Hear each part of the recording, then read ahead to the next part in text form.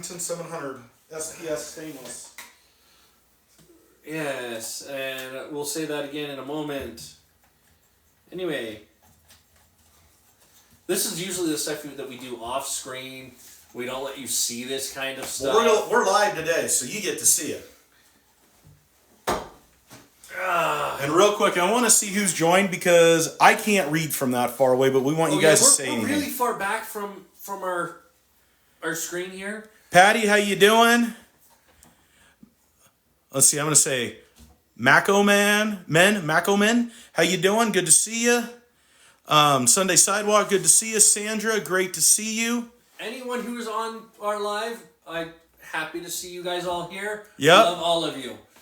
Love that you're here with us. Appreciate it, guys. Show that this is Claire. There's my. Appreciate you guys. What the crap are you doing? Showing that the weapon is unloaded and clear and safe for us to handle. Apparently you're having issues. Yes, and I always have that issue with the Remington 700s. I have forever, and it's one of the many things that bothers me about the Remington 700. All right, so I'm going to start this one off. Okay. Correction. It's one of the things that bothered me about the old Remington 700. Well, here's the thing. Let's talk about this for a second here. All right. So I always was a Remington guy. I was a diehard Remington fan. It was the first. Not diehard Remington fan. He's Remington fanboy. Well, if it's not Remington, it's not good. And I was one of those guys. I learned how to shoot on a 280 Remington 700. That was the first big caliber rifle. Fell in love with the Rem 700 action, everything. Okay, but I will give Remington, the early Remingtons that you learned to shoot on. Yes, they are. They were great. About the last 7-8 years, Remington was in business. Their QC took a total nosedive. It was garbage. It had a lot of issues. The VTR is one of them. We've talked about the VTR. However, Remington, once they went bankrupt for about 4 years or something like that before they were bought out. It was like between 2 and 4. But anyway, they got brought in by this company, and I can't remember the name of it. It's like some conglomerate that owns a bunch of some other firearm companies and stuff like that. And they purchased Remington, and now it's under the name Rem Arms, where these are now being made out of. Now this one... And they brought back the Remington 700. SPS. This is the SPS model. This is the classic mid-tier workhorse model. Here's the thing.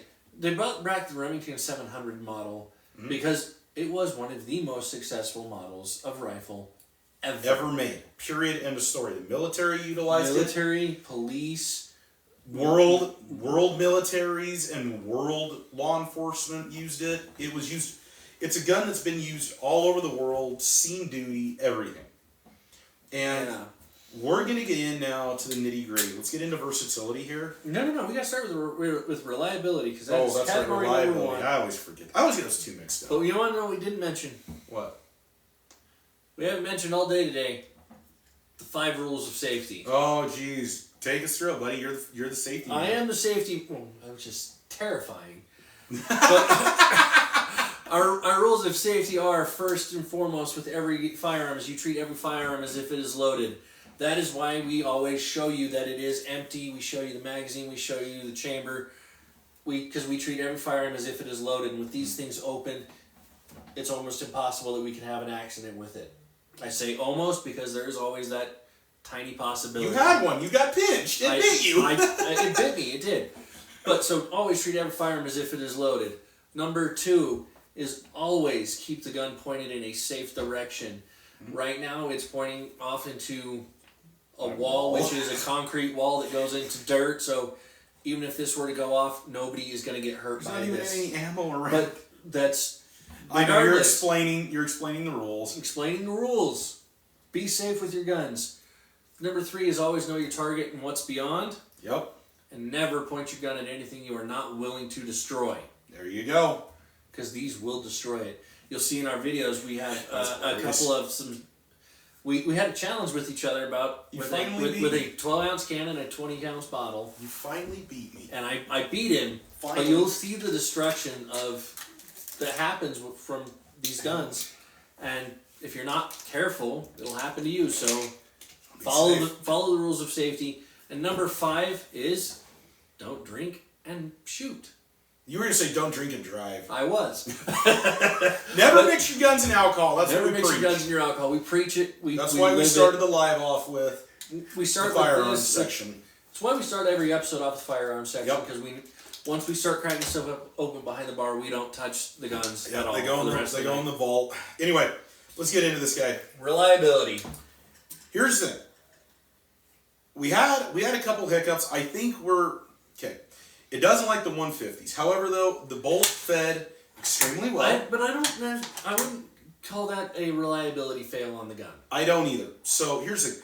Fed really well. We tried chuck feeds, fed well. Bolt was smooth. This is very comparable millwork to the Sendero's bolt.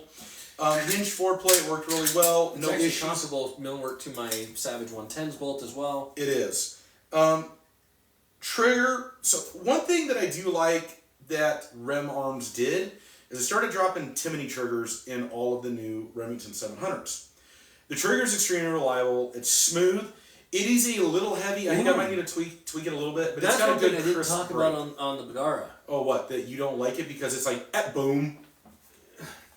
It seriously is. Pet boom. That's my dad's. I didn't lighten that one all the way up like my dad did. I left that one with a little bit of pull. That one actually, there's a little bit of pull, but it was still too loose for me because I went like this. I had my finger just on the side of the trigger. And they are known for being very light. And I adjusted it to pull it into my shoulder tighter, and it still went off. Yep. Like my finger was off the trigger. Yep. And it still went off. It wasn't off the trigger. You Not bumped completely, but it was. You bumped it. But the fact that it can go off with that light of a touch, then I don't like it. That's fine. You don't have to like that burger archery. Anyway, it gets, for reliability, I mean, it's like, I'm going to ding it half a point right now just because we're trying to figure out the ammo that it lights. It didn't like the 150, so I don't feel like you can chuck any ammo in it and it's just going to be stupid accurate like the Bergara. It's going to get a 4.5. See, and I'm gonna say that I'm not gonna blame the gun for the ammo. One, they were factory loads, and there are so many different choices in a factory load in a 30-06, right? That I feel like even the large manufacturers like Hornady and American Whitetail don't really put the attention to detail that they should. And on that could, but 30-06s. the groupings we were getting at 100 yards, that's why it's losing a half point. What do you give it? See, the bolt still has a tiny bit of goopiness. It's a Rem 700 bolt. It's got a little bit of play. I used to love the Rem 700 bolt. This used to be the only thing about the Rem 700s that I really loved. Right. Was the bolt but the Bagara's is smoother, but there's just that little bit of goopiness that always loses a little bit of points for me. And then I really don't like the hinged floor plates. And so, and it's not as easily swapped out as the Bagara's is. No. And then the one big thing that I'm going to knock this rifle particularly on is this. Oh, that's not a reliability. No. You doing the stock or you doing the springy? I'm doing the stock. That's not reliability. That's more versatility. No. I think it is reliability because if you can't shoot this for more than 5 rounds without the stock hurting you, then if it's not a reliable gun to shoot reliably. Well, then if we're lumping the stock into reliability, I give it a 4. See, and that's where I'm going with this. I'm going to give it a 4. I mean, if we're doing the stock, because that stock sucks butt. I mean, I can still feel it. This stock digs into your shoulder so hard. It cuts deep. But it also makes it so that as you're getting on this gun and you're pulling it tight to your shoulder, there was you instinctively start trying to move it off of where it's already made you sore, and that kills your reliability as far as your accuracy. And it did. It definitely jerked. And there was one shot where it cut down, and it hurt. And it hurt both of us. Tyler, how you doing? Sorry, guys. I'm just getting up here really quick because I can't read from back there what's going on. Neither of us can. Stacy, good to see you. Danny, good to see you. YK, Freddie, join. Awesome. Good to see you guys. We're talking to the Remington 700. We are. From Rem Arms.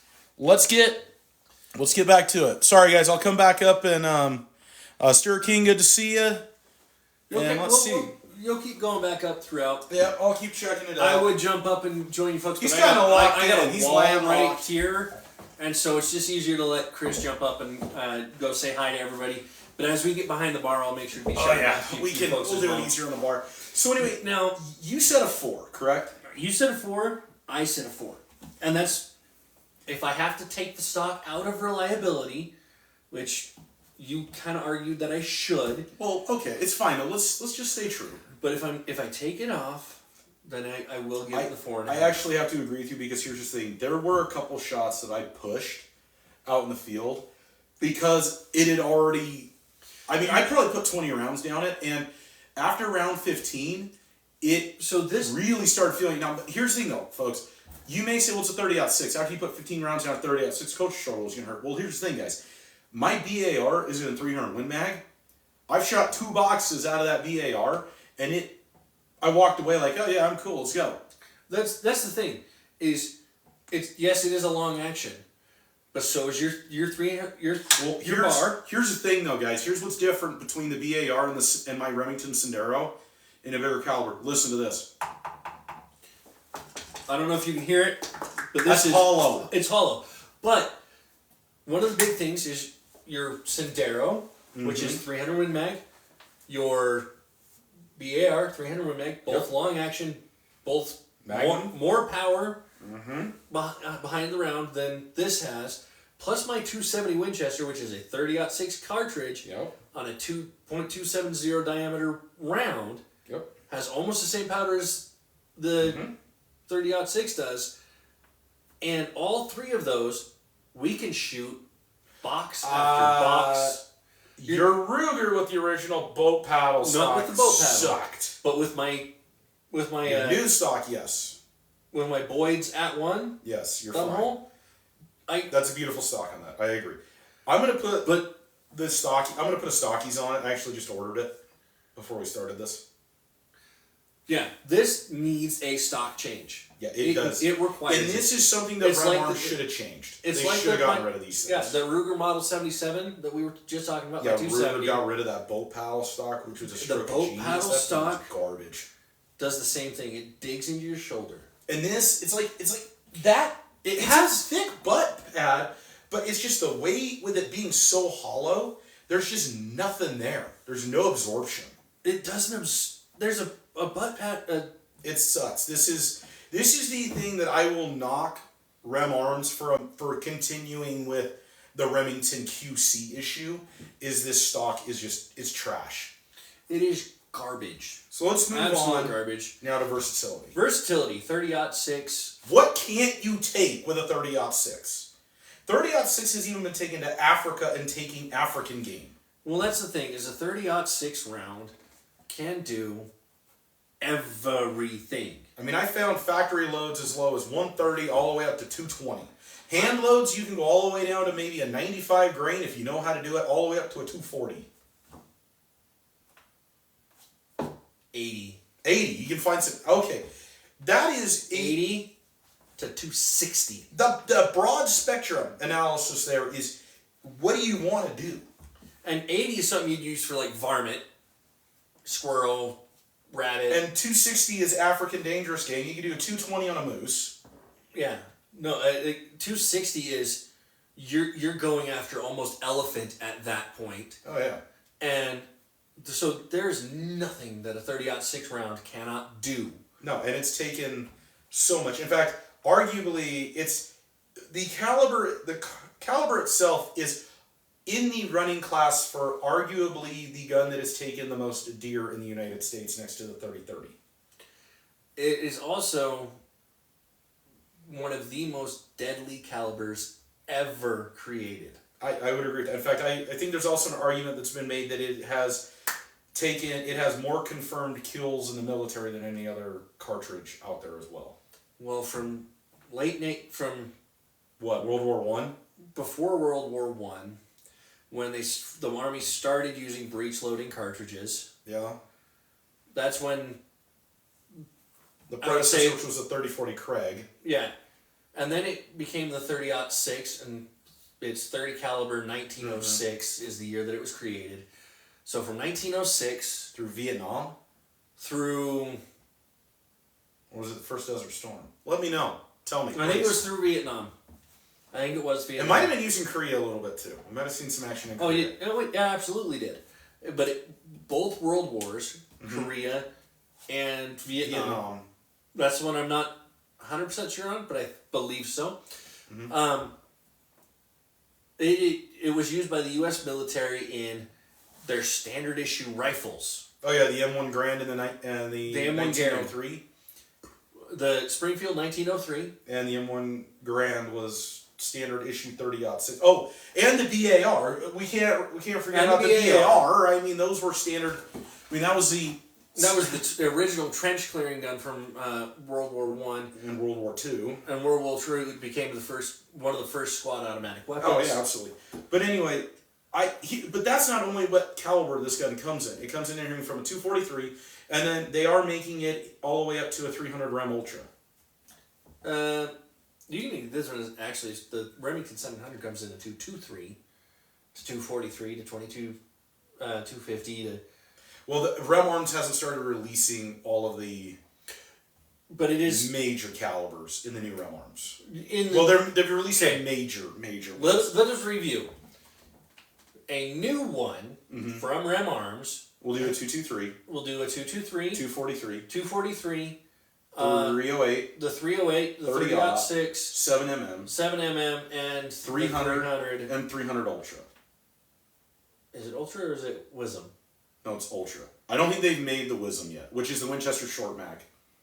I don't think Rem Arms has dropped it in the short. There's 6 or 7 that you can get it in. There might be a 270. They might have started doing it in the 270, but I can't confirm that. The 270 I feel like is a dying caliber, which really depresses me. Well, it's like the 280, man. I mean, it's going the way of the Dodo. I mean, the 280 was a great caliber. Yeah, well, my 270 is also a great caliber, but the 6.5 is murdering it. If I actually had taken 5 shots with my 270, I think it would have come close to matching the Bagara. Yeah. Close. No cigar. I had 3 rounds right on top of each other. I know, you did good. That is an accurate gun. Anyway, it was a very accurate gun. What are you giving it on score? On this one, for versatility... It's light enough, you can pack this in anyway. Hate to do this, but it gets a 5. I would agree with you, it's a 5. Because here's the thing, this gun can go out in the field as it is, in its configuration, and can be an extremely effective, long, anything. You could be short, mid, long. I mean, we did, again, we did the 5 rounds from each rifle test with this, and while that one we could lay a quarter over all 5 rounds, this one... We could lay a quarter over 3. We could lay a quarter over 3. We had a couple flyers on each, but we pushed at least one. I feel like those flyers... I would agree with you. There were 2 that I did take 6 on that one challenge because there was one where I shifted just a little bit because it was resting right here where it got me. And when I kicked, and I kicked it and I pulled it and I pulled high and right. And I knew I pulled high and right. And we saw it on the paper, he was high and right. But this one... It did good. It did good. So it gets a 5 and bolts. All right, let's move on to shootability. This is where this is where it's going to get hit. Now, a 30-06 is...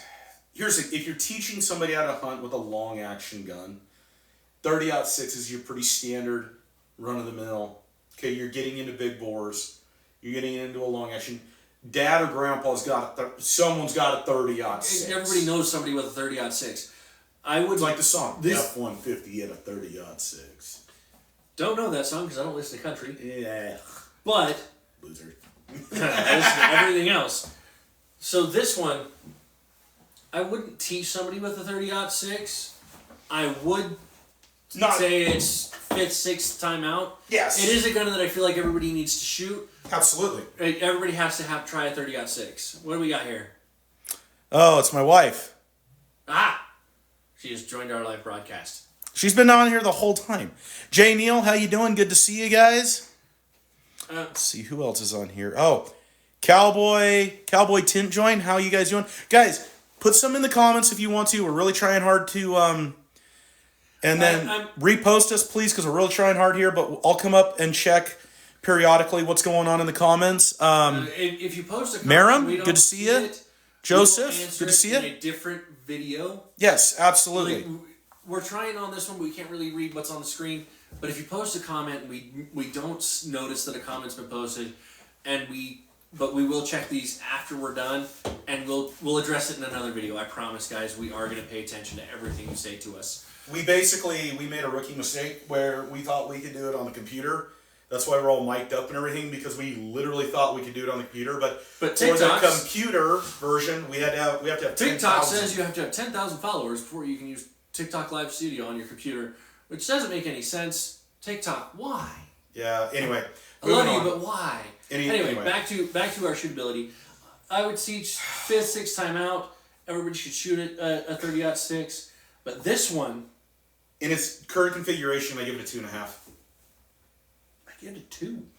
And this is a very harsh recoil for a 30-06, and I have bigger calibers that I can shoot more and more consistently with and don't feel the repercussions from them. This one with this stock, it is now as far as handling the weapon in the field, yes. Oh yeah, handling the weapon in the field, wonderful to do. Could teach somebody on it shootability. It's easy. It's easy ready up. It's easy target acquisition. I mean, it's got a great easy safety to function. Yep. Good trigger. It's got a nice smooth bolt. Mm-hmm. Again, this is my now second favorite bolt ever made. It's got a trigger that I feel like is just heavy enough, but can be lightened. But I feel like it's just right you there. Like it because you're used to the Savage's AccuTrigger. You're used to that long take up. I'm used to a little bit longer take up, but this trigger I feel like is right at the perfect pressure for me. So I love the trigger here.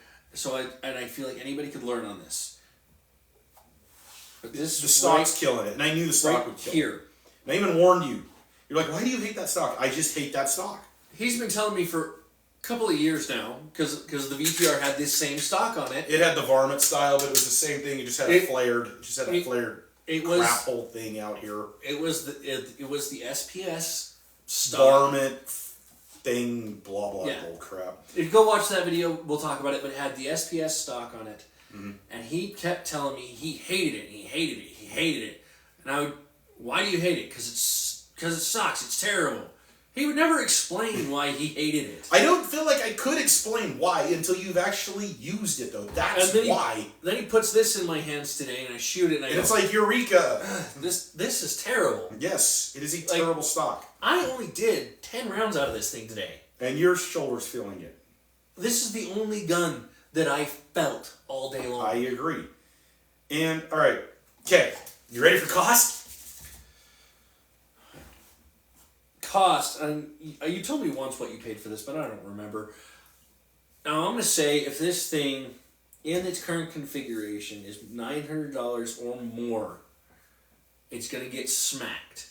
Yay! It's not getting smacked. $779. $779. Okay. I still feel like I should smack it. Reason being, you can't smack it. You said. I said.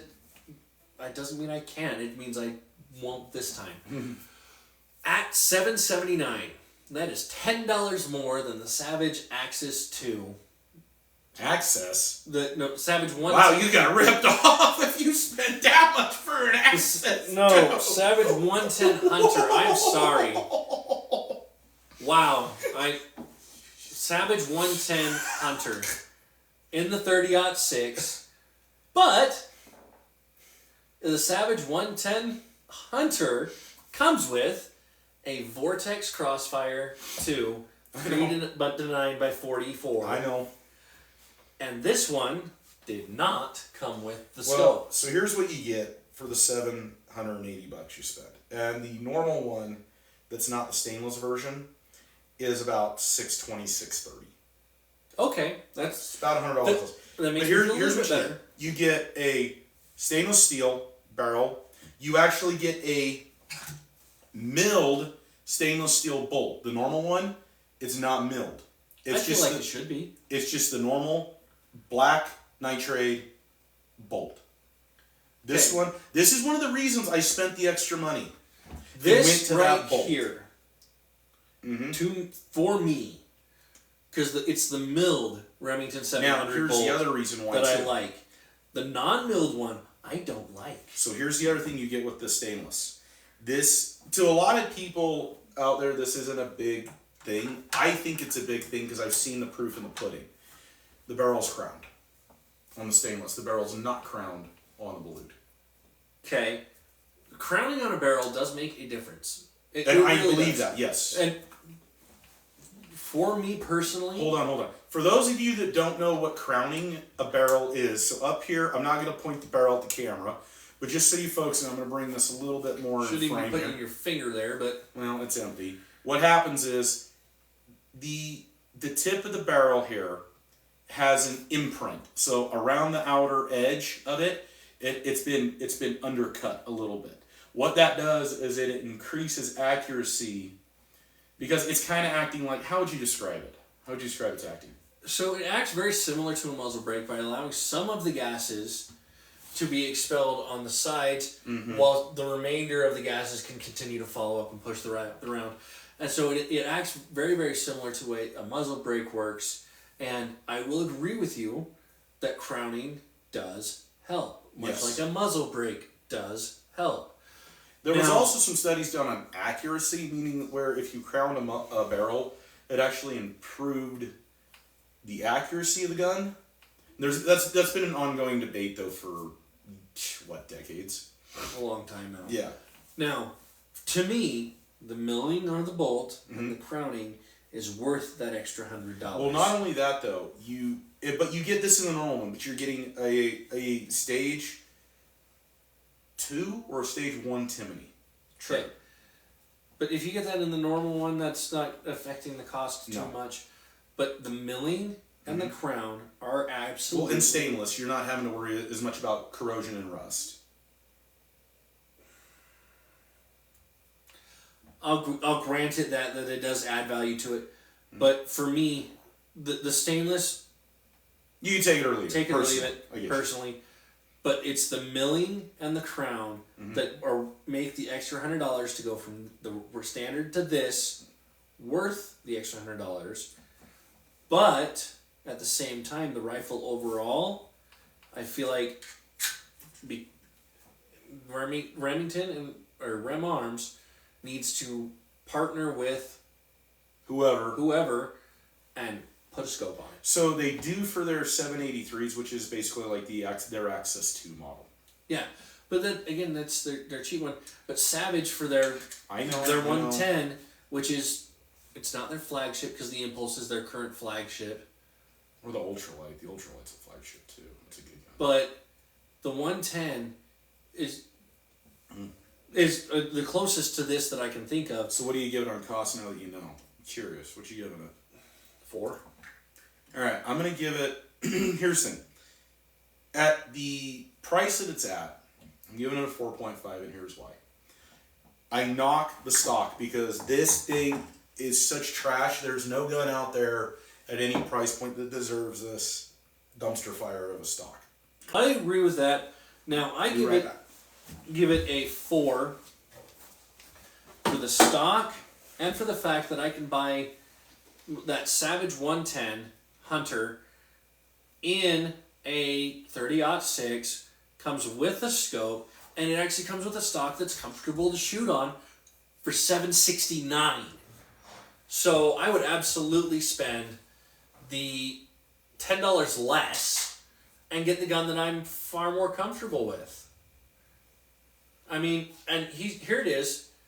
This is the Remington VTR that came with this original SPS stock We actually took this SPS stock and put this stocky stock thumb hole stock on. We attempted to put it on. We tried, we failed, and then Brent, or Lake's Gunsmithing, fixed it. Now this thing is super accurate too. Well, yeah, it's a fully glass bedded pillared stock. Oh, but this thing's super heavy. This thing's turned into a bench gun.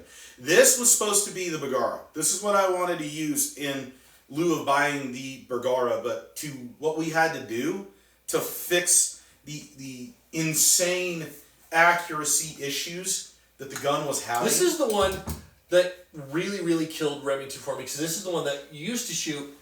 You aim here, hit here, do nothing to your scope, aim here again, and then you hit here. It really was all over the place. And this one, after Brent got done with it, so I spent about, I want to say $350 on the stock. Brent had to go in and completely bed, glass bed. And for those of you who don't know what glass bedding is, it's basically turning this entire stock into a solid chunk. Solid chunk of glass. Yeah, but they use like a glass bedding material. It could use like a mineral wool or what, like not mineral wool, like a steel wool type stuff. It's it's almost like fiberglass, but not nearly as light. But this gun has gone from being something that you can pack around in the woods to... Now, the reason why the scope's missing is because the scope that was on here, I tore off and put on the Bergara for hunting this year. So that's why it is missing its scope at the moment. Yeah, but again, that's a bench gun that doesn't come out with as much. No, the Bergara is one you wanted. We want to hunt with this year. So for those of you that are thinking about maybe buying a VTR, Remington doesn't even make them anymore. If you find them on Gunbroker, I caution you. If you find them on Gunbroker in the original stocks and original configuration, I'd say pass on it unless you can find one that's been modified like this one has, and it wasn't. Or unless you're willing to spend the additional $800 to have a gunsmith modify it and put a different stock on it, because it's not worth it. Yeah. But anyway, let's get that one out of here. Stick with this one here. I just had to show them. We've talked about it a lot. We did. Let's see. So reliability. What did I end up giving this one?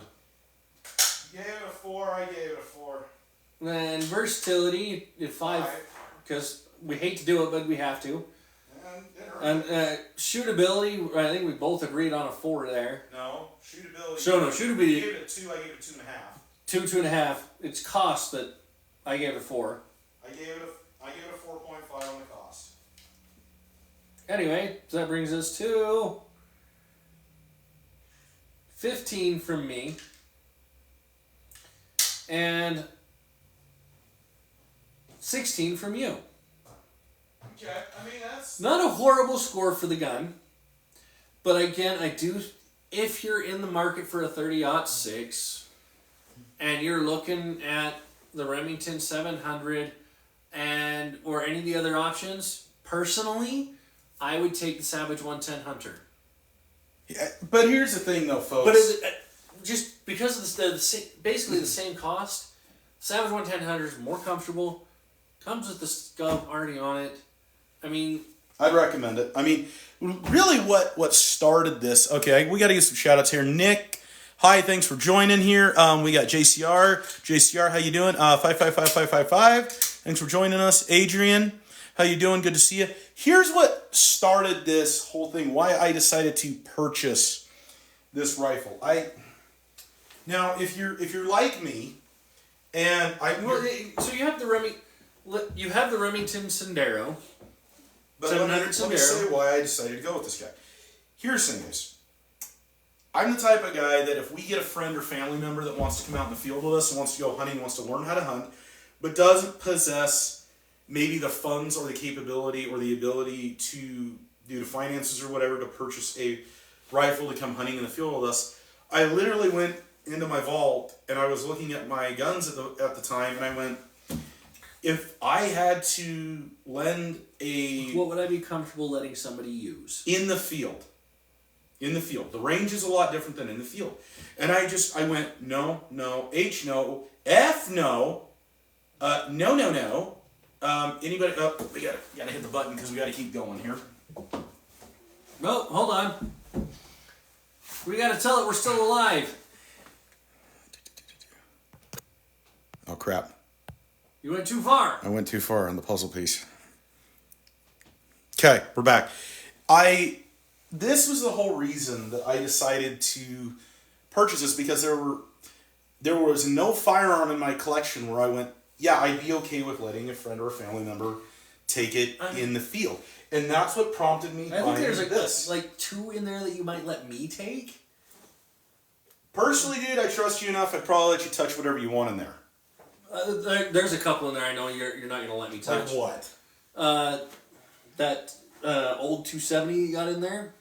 If it was the only thing in there, yeah, I would let you use my grandfather's 270. But yeah, that one does need some love, though. We need to. It does, but still, I'm your best friend. We've been best friends for almost 7 years now. Yeah, something like that, a long time. 7, 8 years now, and you're still hesitant on a couple of those, letting me take them in. Well, the only other one I think I wouldn't let anyone else in the field with, I would let you because you have the knowledge on it, is the bar. Yeah. The BAR, he does. It's not that he's temperamental. He just operates differently. You got to know how to treat the bar. Yeah, he's picky, but still. This is why I bought this gun, though, is because, and then the scope is, believe it or not, it's a $250 Bushnell 3 to 12 that I bought on Amazon, and it's a great scope. Oh, scope, 20 out of 20, 100%. Love it. It's beautiful. I really, really like the scope. I love the way it performed today. Mm-hmm. I loved how clear the sight picture was on it. I felt like I could see everything that I was doing. Oh, it was just a good scope. Long. I love how, though, because I was hesitant on buying this gun because I was like, crap, here I go again. Am I going to be let down? This is one that you and I have talked about buying since it came back. Mm-hmm. And I have always been advocated for don't do it. And I did it because I wanted to see if Rem Arms had started redeeming themselves and bringing back what Remington, the legacy of what Remington stood for. And they really have. I mean, I think that this needs to be... The only thing that you and I have really complained about on this gun is the stock. The stock needs everything else is great. And I firmly believe that if once we get that thumbhole stock on here, it'll be a lot better.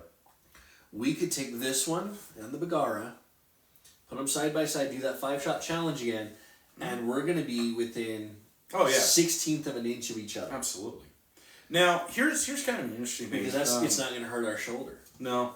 And here's an interesting thing. I decided that I wanted to really try 150 grains on this because I felt like 150 grain for the type of hunting that it's going to be doing was adequately respectful for it. And what I want to ask you guys out there is, what calibers do you hunt with?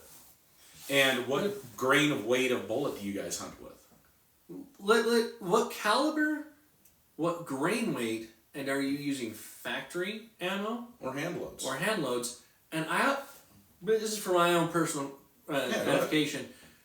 I don't know if you really care about this. What bullet? I care about bullet because what's your projectile?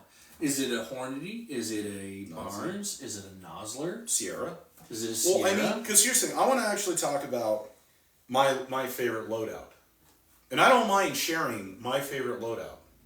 Well, see, and I'm actually going to go through, from start to finish, one of my favorite loadouts on my 223, and I'm going to actually show you how I load the round. Actually give them the recipe? I'm going to give them the recipe, and I'm going to show them how to properly do it and do it well, but I'm going to show you everything step by step, because I like to hand load everything.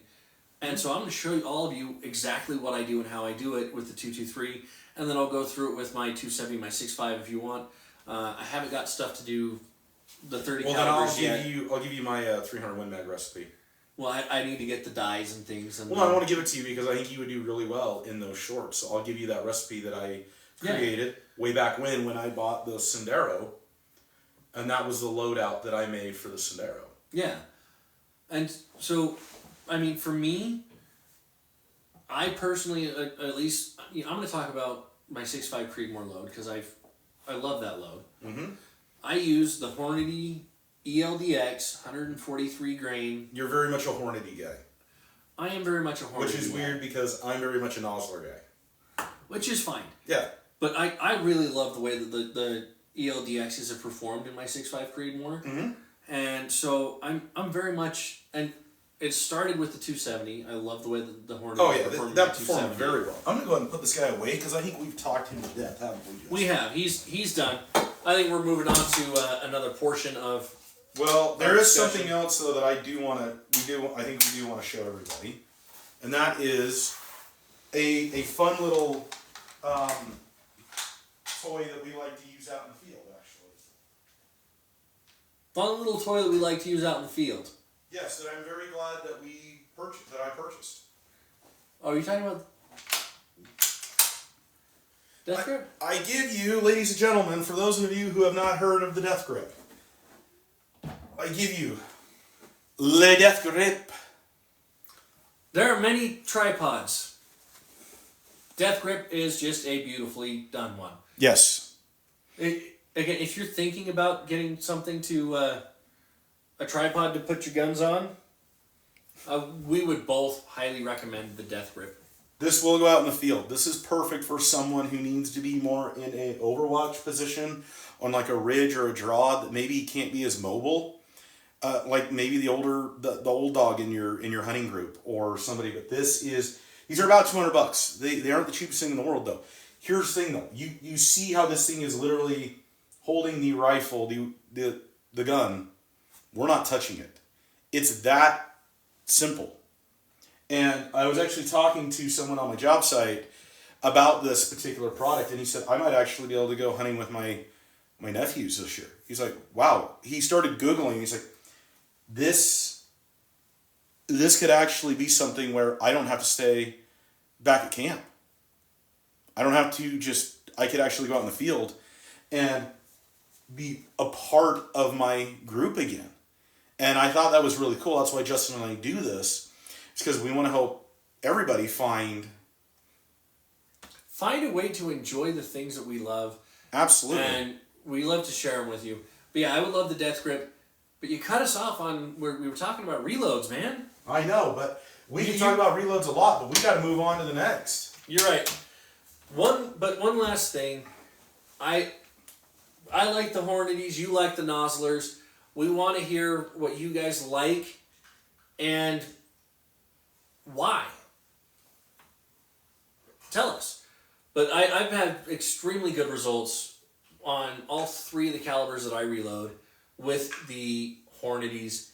Chris has had great luck with the Nozzlers. And, I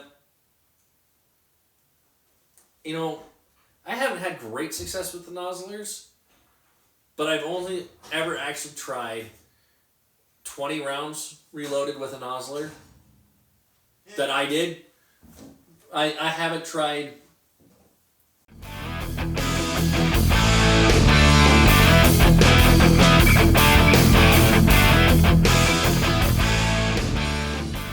Chris wants you guys to decide and be interactive with us. I encourage interaction. You do. We love the interaction.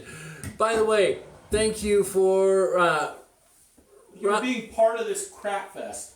what is that? Ross Isla Camp. I can't see crap. Go to the other side. Go to the other side. Harvey, thank you for joining.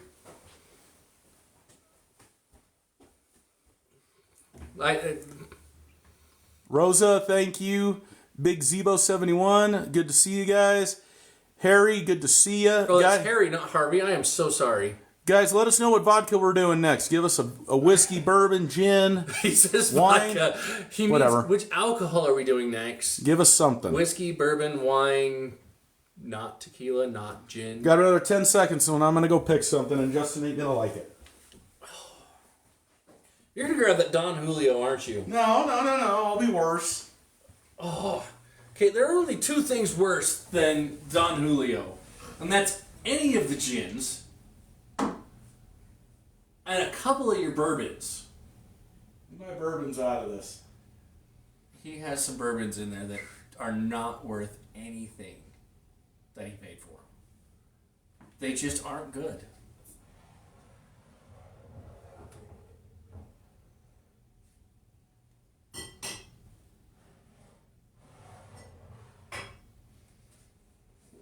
What are you getting? He's got one like tucked really back in the corner there. He's scaring me, folks. Oh. How scared should this man be right now, folks? He's never had it. Gonna crack a bottle for him. We're gonna crack this one. You get to try Blanton's tonight, my friend. Blanton's, the legendary Blanton's. Legendary. Legendary Blanton's, sir, and I have not ever cracked this actual bottle. Okay. Blanton's. Now, Blanton's claims to be the original single barrel.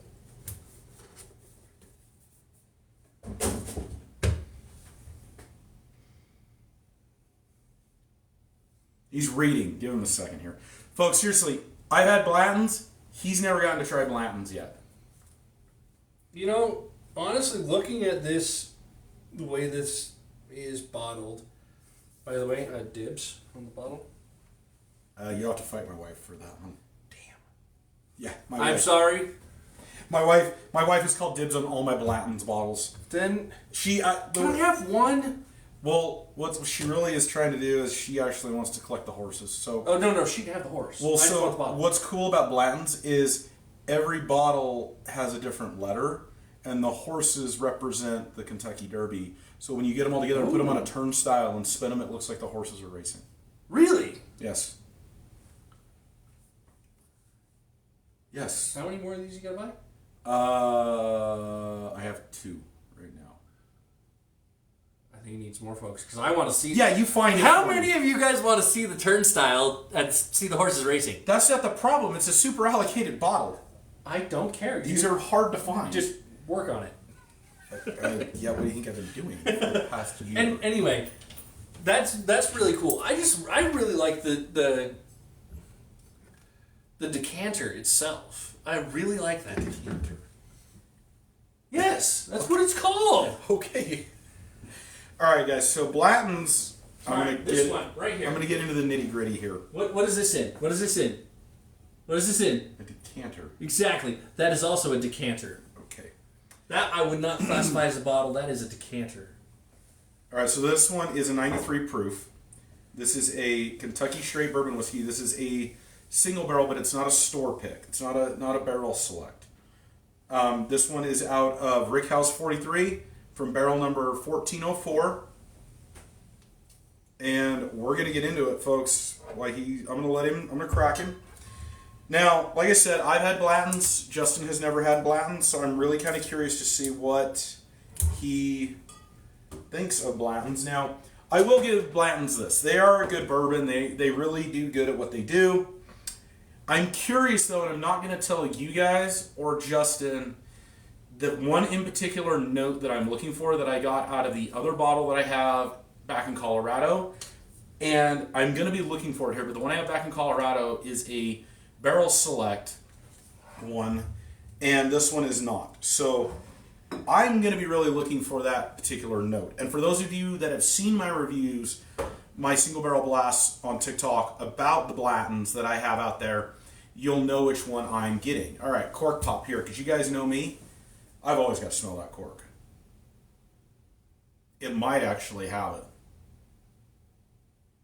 I'm waiting. Dude, that was nasty. Excuse me. I apologize. A lot of cinnamon. A lot of cinnamon in there. What? Oh, you want to smell the cork too. He wants to smell the cork. A lot of cinnamon on that. It's not like Fireball cinnamon though. No. It is much like the Captain Morgan. It's like cinnamon roll cinnamon. So this is B. This is the B.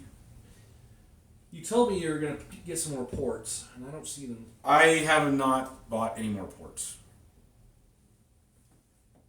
You could go to the liquor store too. thing. I have, for those who don't know, he is single. Or he is married. He has no children. I have 4 children. I'm gonna get slapped in about 3 seconds. I am waiting to hear the rumbling of footsteps above my head. I'm just gonna hide. What the crap, bro? Go pick your crap right now. Okay, what I meant. You have 4 kids. I have 0. 4 kids. You have 0. Oh. You also have much more free time than I do. Holy crap, dude. I think you deserve to get slapped. I'm surprised you didn't punch me. No. Go pick your bottle. Go pick your I don't know bottle. what I want. I'm gonna go hide in the corner. I feel like I need to hide timeout. I'm seriously expecting my wife to come thundering down here and beat you. I wouldn't blame her. Pick your I don't know what I want to pick. I had a thought, and now my thought was destroyed. Take your hand. Actually, I got an idea. Pick a number between 1 and 5.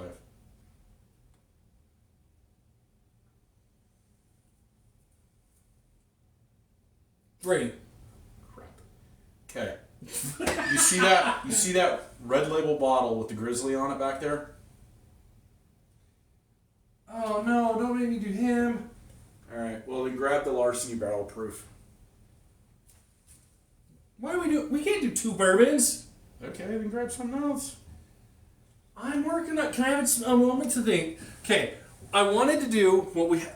We haven't even been drinking that much. No, we haven't. But one night we had bourbon and port, and it was delicious, and I had a wonderful time that night, and I wanted to do the same thing, and now I can't, and so I'm a little bit distressed. Here, I'll give you this. You might actually like this. I'll give you the cupcake. Is this one of your wives? I don't think so. Okay, you sure? I don't know. Here. Do that. Midori? Yeah, Really? yeah, come on.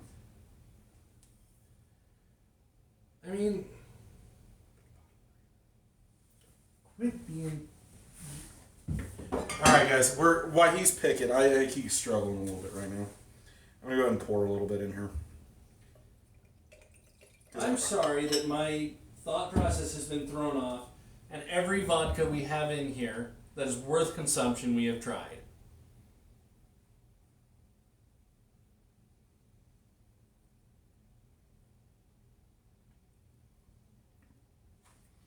All right.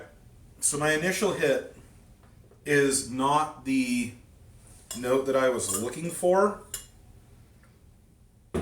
However, though, very deep floral notes, almost kind of like a Four Roses. I know what we're going to do. We're going to revisit an old friend that we haven't visited in a while. Johnny Walker Green, okay. We're going to go back in time To the green label. to the Johnny Walker Green label. Okay. Here, try that.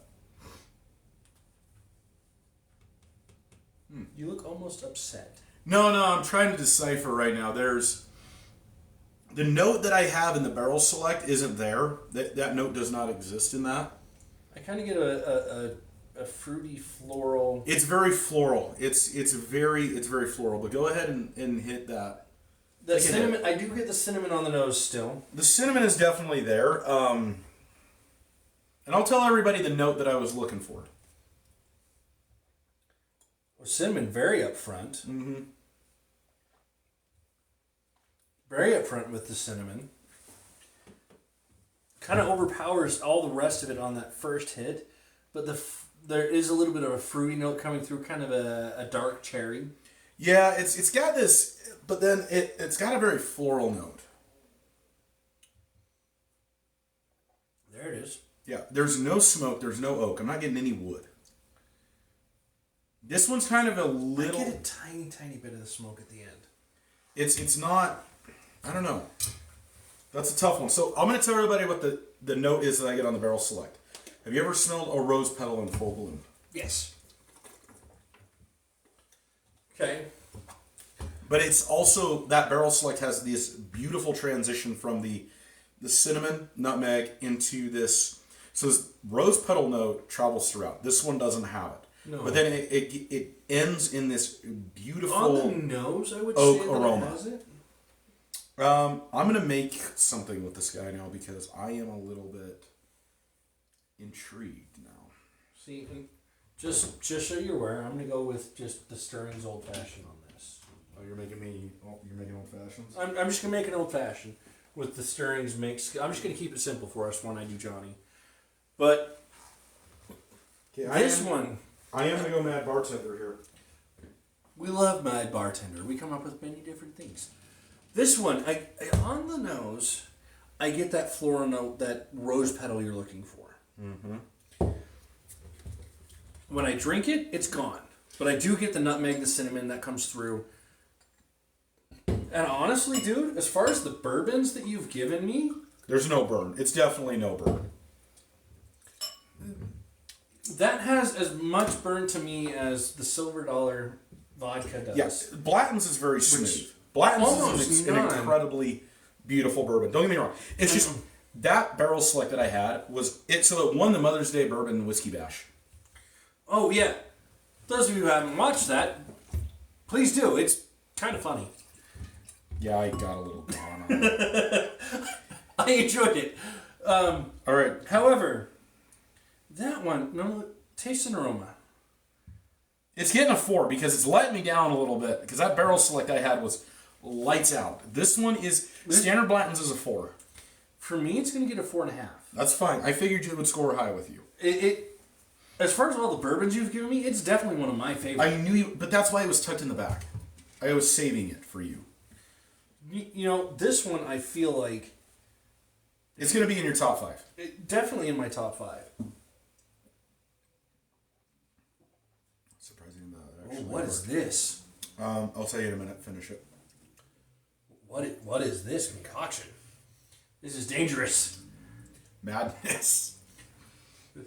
This is madness. No. So if my wife is watching, I just mixed your white sangria mix with Blanton's, and I know I'm going to get shot for doing this. What? For one, I mixed Blanton's, and for two, I mixed it with white sangria. But I don't know, it's so fruity and floral. No, it just made me go, I don't know, but let's try it. Okay, the cinnamon from the Blanton's, the cinnamon nutmeg flavor, and that little bit of smokiness that I got that you didn't, I didn't. mixed so well with that white sangria. Dude, we could drink that whole bottle with that. Oh. That would be bad. That would be really bad. Okay. This ties into this whole thing really, really well, I promise. For those of you who haven't watched, go back and watch when I review Johnny Walker Gold Label. I made a... Oh, the wassail. The wassail... But I think Johnny made a better wassail. I made an old-fashioned using Stirling's Old Fashioned and Johnny Walker Gold Label, and it came out as a wassail-type flavor, and it was delicious. This is almost there. It's close. Now, here's the thing on drinkability. I think I just proved by Honestly, going Mad Bartender, it got a 5. I think if you warmed that up... Blanton's can hang. Oh, God. Is that a sin? I don't know. I feel like it is a sin. I think that would be a sin. Mixing Blanton's, a lot of people consider to be a sin on its own. But mix those two, warm them up. It worked. Again, I feel like that's just a beautiful winter drink. It really... Well, but here's the funny thing, though. You think about Blanton's, drinking it neat, it's not a winter or fall bourbon. No, it's a summer. It's a spring, summer. Like, it's a very spring, It is a spring vibrant bourbon. Sit on the back porch with a fire burning. Absolutely. Campfire. Yes. Absolutely. It's a beautiful bourbon. I give it a 5 on drinkability because that just proves it can pretty much mix with anything. I'm going to give it a 5 on drinkability I do as well. That, not only is it one that I would drink neat at an open bar, it is one that mixed so well, even though it shouldn't. I agree. Now, here's the thing. How much would you pay for that bottle? Don't think about how much I paid for the dang thing. How much would you pay? Okay, this, when you make me do this, it's really, I gotta break the mold here. Because, and it happens with any one of the brown liquors. Because I'm used to my vodkas. Where it's super expensive vodka's $50 and that's it. And a mid-tier. And a mid-tier. Well, that's not even mid-tier. That's upper lower tier. That's the thing is on the brown liquors, $50 is mid. It's mid lower. to It's low. mid lower tier.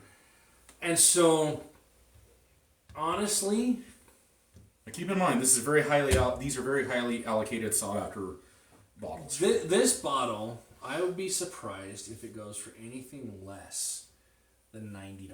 Okay, so $80 is what this entry level Blanton's goes for. That's an entry level Blanton's. So they have, and I have only ever seen one other one in the wild. So they have 4 in their lineup. This is the entry level. Okay, I do feel like it is a great entry level bourbon. Oh yeah, absolutely.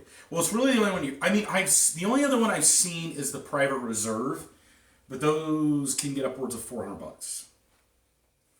Okay. Yeah, so it goes. So what happens with Blanton's is you go from 80 to the Private Barrel, which is like 120, and then you go into a single barrel proof select, which is like 200, and then you go into the Private Barrel Reserve, which is the $400. Okay. Now, personally, I've never tasted any alcohol worth over $150. The only one I think you have tasted that you have gone, that is $800 bottle, was the Dalmore. Now I have that cigar malt, which is the most expensive bottle in my collection, sitting back in Colorado for you to try, and that was a $180 bottle. But that is a special episode. So what's going to happen here is because that is going to be on its own. So here's what I'm bringing you. So I actually reached out to a couple of our friends out there who do a lot of cigar related things, and I asked them what cigars would mix well with that cigar malt. Because Now, I'm going to go to a smoke shop, get you a cigar, and I want you to try that cigar that has been recommended by our friends out there that do the cigar podcasts and the cigar TikToks and everything. And I want you. Okay, I don't do cigars much. I've Much. I've done them once or twice.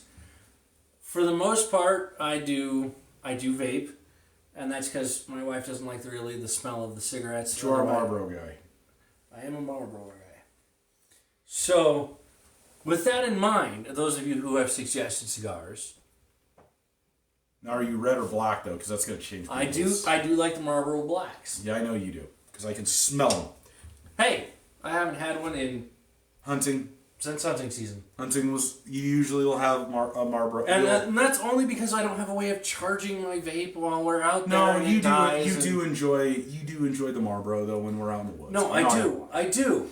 Which is fine. But the only reason I use it is I do it out in the woods is because I don't have a way of charging the mod, and honestly, by the time I get home to my wife, I've had enough time to brush my teeth, air out a bit, and she doesn't have to deal with the smell. She doesn't have to deal with the snow. So anyway, let's move on from that to cost. What do you give it on the cost? It's $80. I paid $80. That's what it goes for. And if you pay more, I don't. Again, I recommend said paying I'd more be than surprised if it was less than 90. So for me, that's going to give it a 5.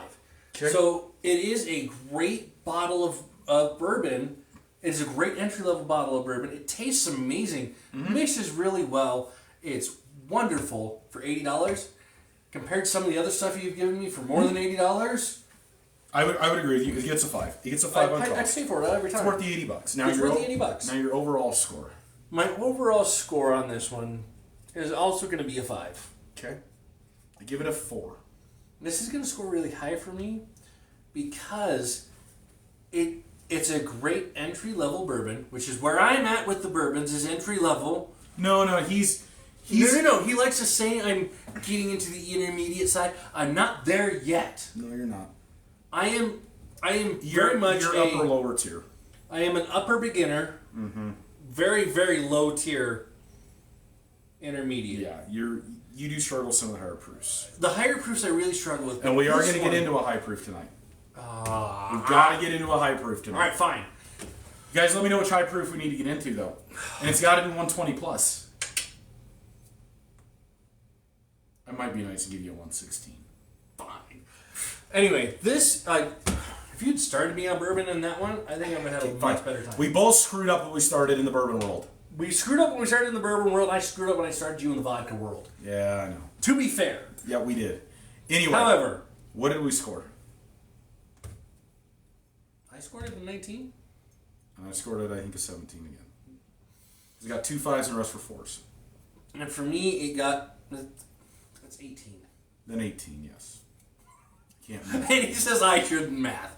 Anyway, so It's for me, it's going to still get a solid. 19. Latins is really good. It's a solid bourbon. I really enjoyed that one. Now let's get into one of the first whiskeys I started drinking. Now, funny story, folks. Johnny Walker Green, Okay.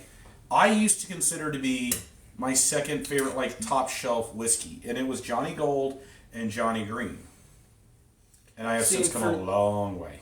For me, the only whiskey I ever liked was Johnny Red. I'm sorry. Then I had Johnny Black, Uh-huh. and then I had Johnny Green, and then I had Johnny Gold. Okay. I don't know why I only grabbed one cup here.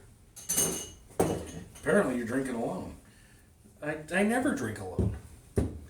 Anyway, but Johnny was my... Shot glass. Goku. Johnny was my go-to Scotch whiskey every single time. Okay. And he still kind of is my go-to.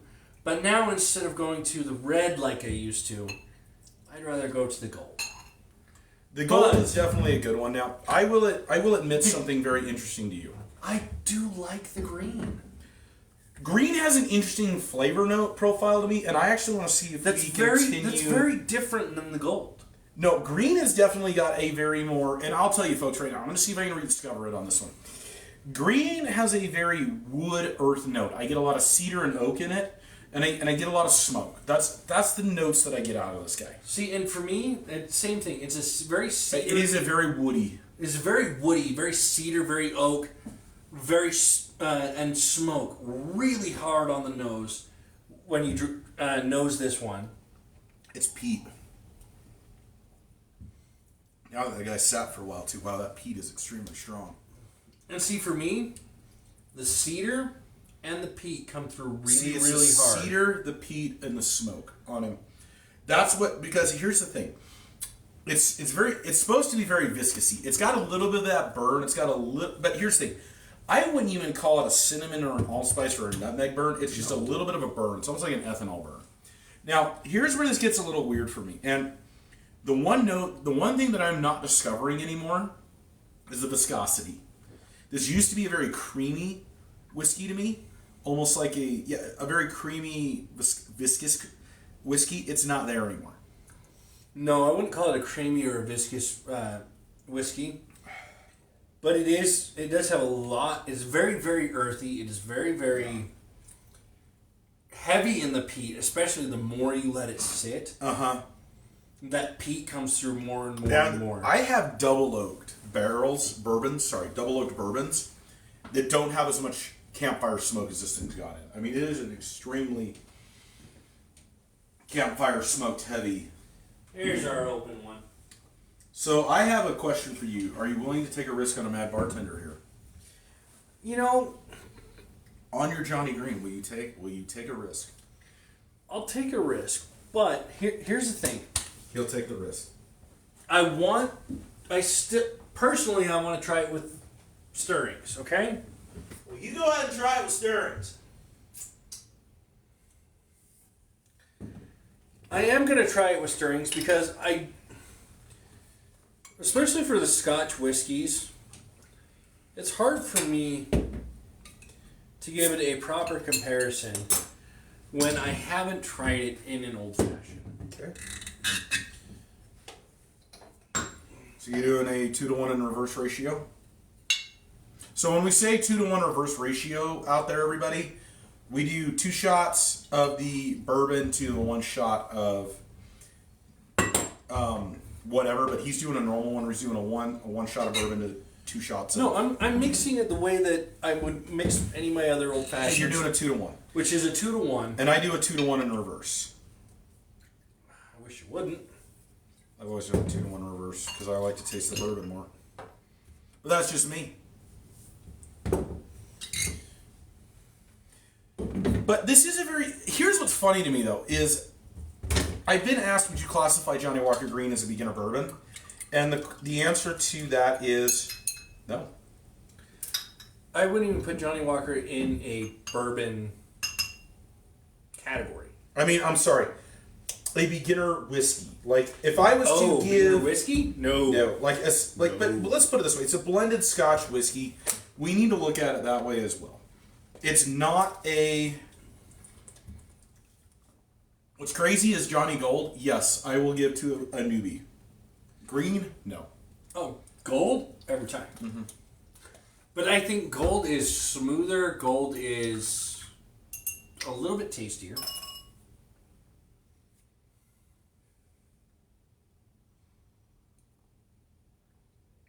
That is a very interesting. Oh scent. Lord, if I do not think Johnny Green makes a good. Whoa.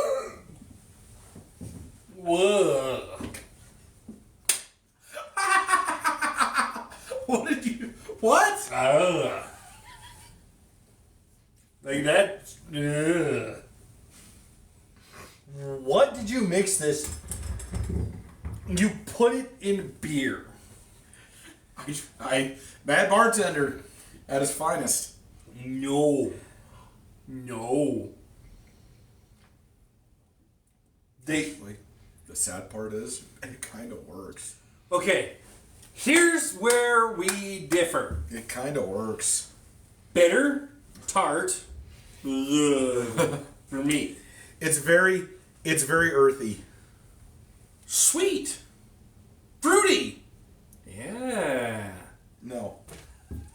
Like, here's what's funny though. Like, That's the difference between I the two of guarantee us. if I gave this to somebody at an Oktoberfest party, they would go. They'd love it. They'd love it. They would. Here's the thing: the peat and the smoke coupled with this beer. So I mixed this with a. I don't even know how to pronounce that. This is Weinensteppenhofer.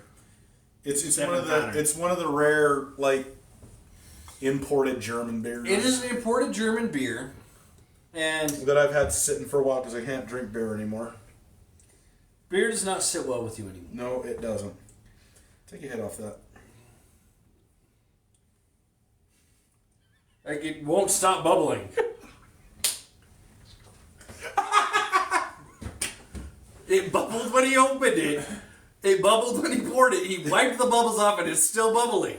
It won't stop. It's been a while since I've cracked one.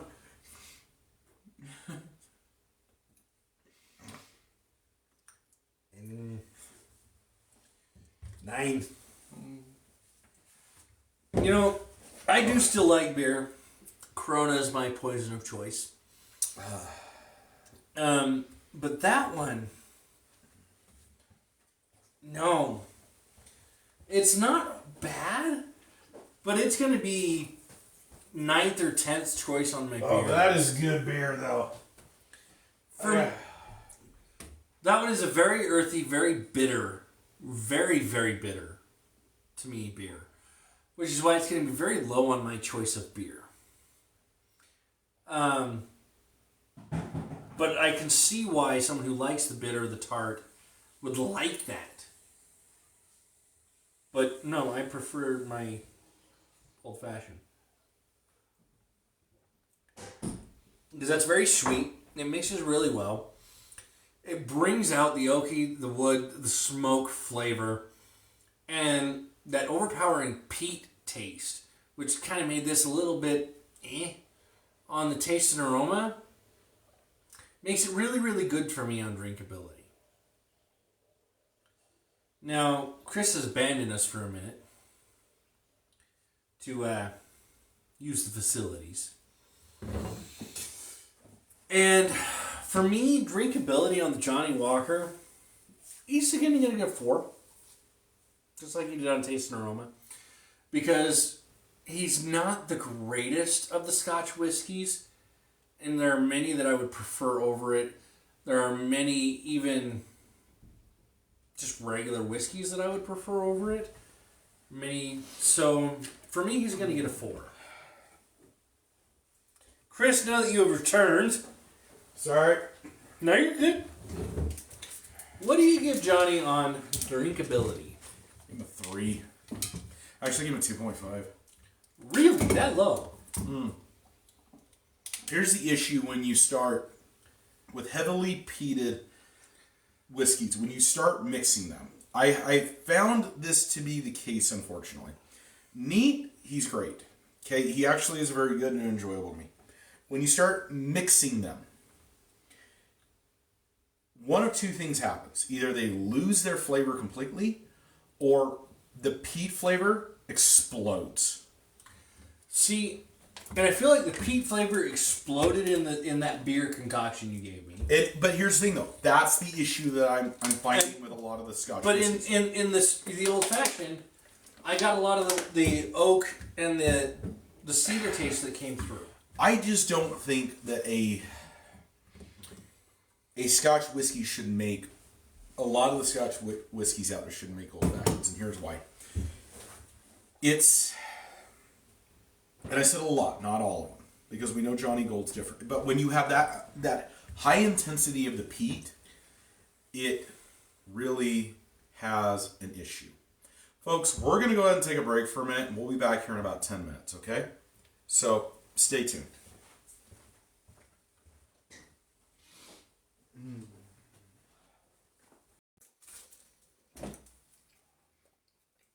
We're back, everybody. We're having a little something to eat because, as any of you know, if you drink too much and you don't eat with it, you go sailing. And we're not really in the mood to go sailing. Not right now. All right, so here's the thing. Let's finish up on the Johnny Gold. And I apologize, guys. We have ran into quite a few technical difficulties today, and the reason why we ran into technical difficulties is because we originally were going to use the computer. And the reason why we were going to use the computer is because we were able to see and read who We was could joining. read and see and join and interact with you a little bit better. However, that failed. Yeah. Now, at the same time, we were also going to do these by themselves and then talk to you guys live, and due to time constraints, we've kind of mixed it all together. So that's kind of where we're at with that, and we're sorry if you've been commented. We haven't seen it. We will address it in a later video, I promise. We are seeing it now, though. But we have adjusted where we are at, and we are seeing things a little bit better. So, Mariah, thank you for joining. Alicia, thanks for joining back into us. Anyway, cost on the Johnny Walker Green label. I want to give a shout out to this Hero Jerky, though.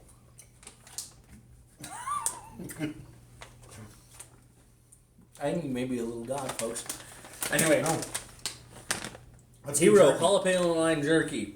It's actually very, very tasty. I love it. So, I mean, Alicia found it, my wife found it actually at Shields, and it says that it goes to help, like, a portion of it goes to support firefighters, and I'm like, well, Okay. how can I not buy a few bags of that? How can I not support that? I mean, you and I support our first responders 110%. More than 110%.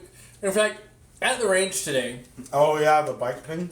there was an event happening at where we normally go out to our range to shoot, and there were fishing game cops all over. And Chris and I were trying to find a place that we could go that we were out of the way of the event, but still on public land where we could shoot. We started talking amongst ourselves of, maybe we'll just go out where there's not really a trail, where the event should be happening, and then if one of the the fishing game or first responders that were on the scene came and talked to us, you know what? We'd be respectful to them. We'd leave. And just tell them, hey, Okay. you know what? We Tell get the it. event coordinators, We'll leave. sorry we're ruining their day, but we'll take off. We'll leave. We will happily support and our first responders 110%. Give them. We won't argue with them. They're, you know what they do. They save lives every day, and put their lives on the line for us every day. So, to any first responder out there, we love you. I mean, am I wrong? No, I mean, support them. You support them 100%. I know you absolutely love our first responders. Absolutely. I mean, well, I'm wearing. In Blue Line. Mm-hmm. Which, here's the thing. All lines matter. All lines matter, all lives matter. But you know what? Amen. That thin blue line keeping us safe. Well, and the thin red line too is always. Anyway, cost of Johnny Walker, $60. $60. Mm-hmm. Here's the thing. For me,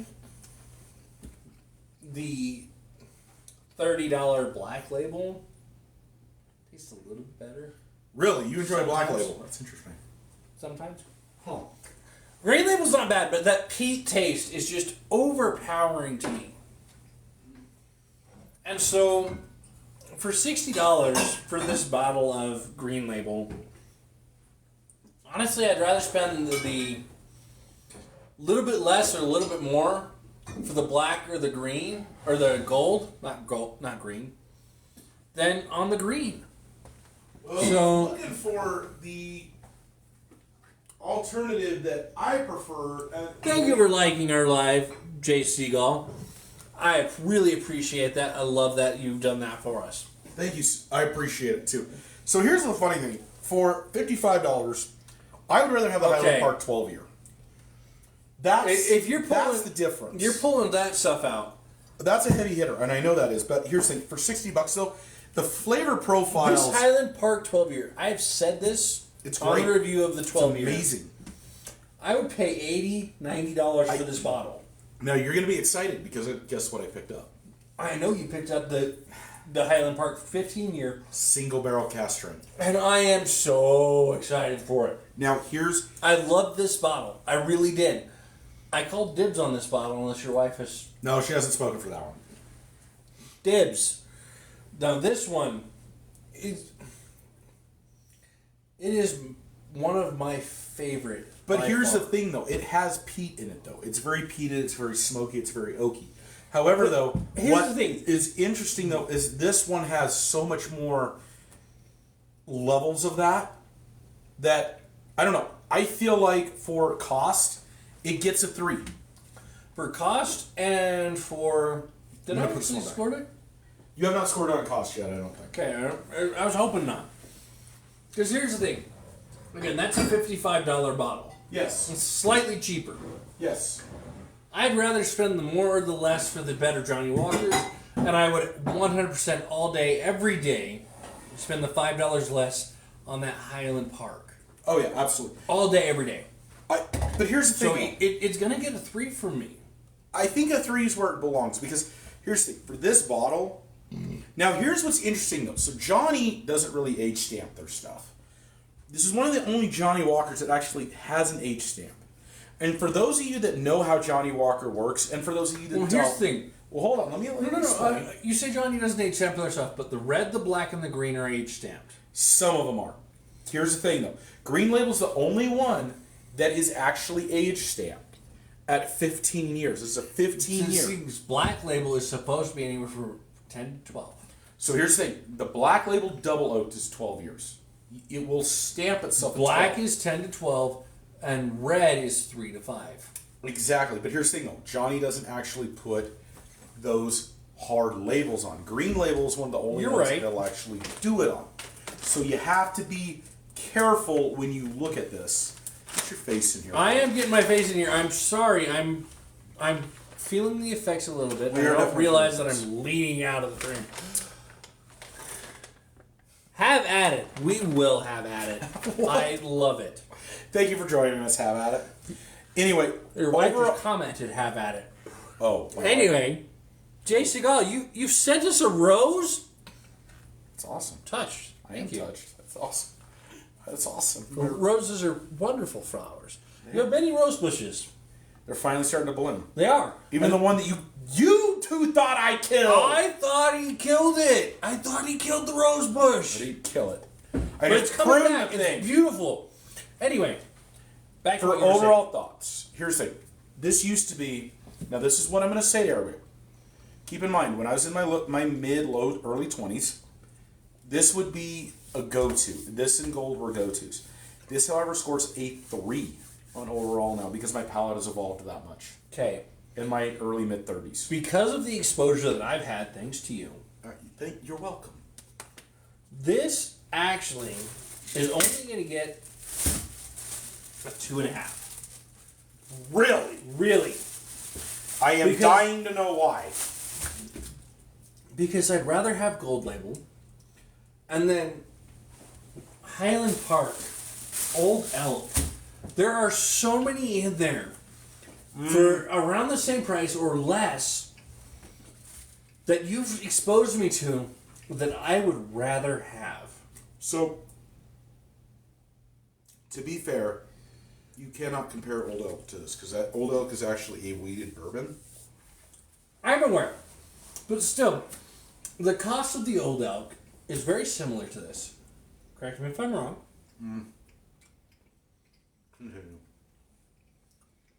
The Old Elk is very close in cost, at least the one that we have here. So Old Elk has up their prices. Okay, but for what you paid for the one that was in there, What I paid for that one, yes. it was very similar to this. For the review that's on YouTube, It's that the all same. of you can see, It's the same. they were the same cost. Yeah, I get that. I just And so for me, there were so many other choices within the same price range that I would have rather had for the cost. So I have to give it a 3. and that's fine. So hold on. So you gave what did you give it on Taste and Aroma? We had to do a pause. We had to readjust. I think he gave it a 4. I believe it gave it a 4. I gave it a 3. A 4, and then I think it gave 2 4s and then a 3. What'd you give it on? Well, so we have 4 on taste and aroma, 4 Okay. on drinkability, and then 3 on cost. And what was your overall score? 3. So you're 6 and you're And 6. the overall score is going to also be a 3 because this one, especially if you let it sit in your closet, So it's a 14. That peated taste. It's heavy. So let's talk about that for a minute, folks. When you let a bottle breathe, so I want to distinguish, or I want to myth bust this thing here real quick. Okay, a lot of people feel like, okay, I buy a brand new bottle, I let it sit on the shelf for another 5-10 years, it's gonna grow in its flavor. That is a myth. It's busted. Here's why. When you remove the juice from its barrel, it's done aging. It's completely done. It doesn't matter. Here's what's going to happen when this sits on your shelf for 10, 20 years. It's going to turn into grain alcohol because the alcohol in the juice is going to eventually consume every other flavor. That myth has been busted 110%. So here's what happens. Now, here's the thing. I have, on one occasion. One occasion. Which one? I'm not in the moment to. I'm not cognitively present to describe the proper occasion, but I know it's happened once. Where the flavor's improved. The flavor actually improved. Now, here's where that happens. But at the same time, I have had this one. We opened this a year ago. Less than a year ago. A year ago now. No. Less than a year ago. A year ago. We opened this on our hunt No, we didn't. last year. Yes, we did. That one was sitting on my closet, bro. No. You bought Green Label. This Green Label. No, I didn't. Yes, you did, because I cut the seal on our hunt. You cut the seal on the Old Elk, bro. No. Or the Dalmore. I cut the seal on all 3. Okay, I believe you. On all 3 for our hunt. You bought a new bottle of Green Label for us for the hunt. And unless this is a different bottle, it was this bottle that I cut the seal on. All right. The peat moss was definitely not as strong. And this one, the peat moss has gone really, really strong. It has. And It definitely has gone really, really powerful. to me, it's weakened the original flavor of the Well, of the but Johnny this is Walker. where I wanted to get into this this other myth is, here's what happens when you crack a bottle. Okay, How much half we're sealed. So remember, we're sealed. We're completely sealed. Mm-hmm. When we crack a bottle, we introduce a foreign object to the juice inside. And it doesn't matter. It's vodka. It doesn't matter who it is. Justin's right. We introduce oxygen. We introduce air. It changes the dynamics of the bottle over time. For example, the Johnny Walker Green. I tasted heavy notes of cedar, heavy notes of oak, heavy notes of smoke. Very much so. The peated on it, when I tried it on a scale of 1 to 10, it was like a 3. It really didn't exist. Now that it's breathed for about a year, the peat has elevated itself to almost like a 8. For me, it's at least a 5. You're probably around an 8 to a 9, man. I mean, No, it's at least that's a lot of peat going on in there. I still get For a lot normal of scotch. I still get a lot of the oak and a lot of the cedar and hold a lot on a of the minute. smoke. Keep talking. I want to show you something. So for me, the peat, we first opened it, the peat would rank around a 2. Now, I would say it ranks around a 5 as far as the overall flavor of the juice. Now, this is one. I want you to take half a shot of this. I will take half a shot of this. Okay, so... You know what? Please pour me half of that. I don't trust myself at this point. You're fine. I got you, buddy. Now, do you remember what this is? So, here's kind of the really cool thing. Let me step back in the frame here, folks. You step back in the frame. This Is the original. This is what started everything. This whiskey. Now, hold it. It's not my first bourbon. I'm going to say something. But you gotta clarify. I'm gonna say something. This whiskey, he bought on. You weren't a part of. He bought for his bachelor party. Unfortunately for me, I had to work that night, and I could not be a part of the bachelor party. But he took our 2 great friends, who you've seen on this show, Sam and Dallas. And they went and they had this up in Park City during his bachelor party. What is it? I don't remember. Snowbird. Snowbird, I'm sorry. And I don't remember what it is. So please tell the folks what I missed. Have some jerky. I have my jerky. You threw your jerky out. I threw my jerky, I'm sorry. That's a sin, sir. A little bit. All right. I decided to get some whiskey and I bought apparently James Bond's favorite whiskey. I bought none other than the Macallan 12-year double cast. That is what has been sitting in this decanter for 2.5 years. Now, to my lovely, amazing, beautiful wife who puts up with so much bullcrap for me, and I love her to death. And me. And I am sorry for all the crap that you end up having to put up with me. That is not your job. I fully expect to be kicked at least once later. Gosh, he hasn't kicked you yet. I know, that's why I expect to be kicked at least once. So anyway, I bought this whiskey, and my wife and I have only been married legally for 2.5 years, but we've been together this year. It'll be 9 years on June 12th. And see, that's amazing. My wife and I have been together for 9 years as well. Married for 8. Mm-hmm. I got married before he did, but he was with his wife for just as long as I have been, and his wife is amazing. She is a wonderful person, now, and I absolutely love her. What's crazy to me, though, is this bottle is 2.5 years old. Now, let's put this to the test. 2.5 years ago, he went and he bought this bottle. He had it in Snowbird with Dallas. Sam doesn't drink, of course, so he didn't join in. Okay. But as soon as he came back, the day of his wedding, he and I poured a shot of this to share with each other because I wasn't able to join him for this bachelor party. Yep. And it was a wonderful tasting. Purge. Macallan. You need to purge. Tell me I have my drink here. Whoa, tripping over Chris here.